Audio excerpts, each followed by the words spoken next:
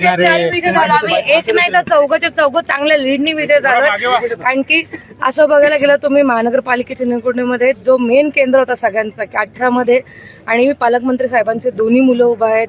18 मध्ये येऊन काय काय बोलल्या गेलं आमच्या विरोधात, पण आज तुम्ही बघू शकता आम्ही 4च्या 4 सीट जिंकून आलोय आणि 29चे पण 3चे लागलेले आहेत. म्हणून आम्हाला आनंद डबल झालेला आहे की जे आम्ही बोललो होतो, ज्याच्यावरून टीका केली जात होती की त्याच्यामुळे युती तुटली, पण आज 30 सीट शिवसेनेची आहे हे आम्ही दाखवून दिलेलं आहे. पण तुमच्या विरोधात बरंच भाषण विरोधात केलं गेलं, सोबत असणाऱ्या भाजपकडून सुद्धा गंभीर आरोप केले गेले. पण आमच्या सोबत सगळे शिवसैनिक आहे आणि ही सगळी ताकद शिवसेनेची आहे. हा एकटा आमचा चौघांचा विजय नाही, हा पूर्ण शिवसैनिकाचा ज्यांनी पूर्ण मनाने काम केले त्यांचा विजय. आज तुम्ही बघू शकता प्रत्येकाच्या डोळ्यात पाणी आहे, कारण की प्रत्येकाने जीव लावून मेहनत केली. त्याचा असर असा झाला की आता आम्ही चौघं महानगरपालिकेत सोबत चाललोय.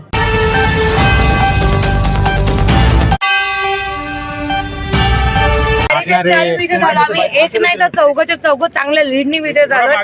कारण की असं बघायला गेलं तुम्ही महानगरपालिकेच्या निवडणुकीमध्ये जो मेन केंद्र होता सगळ्यांचा की 18 मध्ये आणि पालकमंत्री साहेबांचे दोन्ही मुलं उभा आहेत.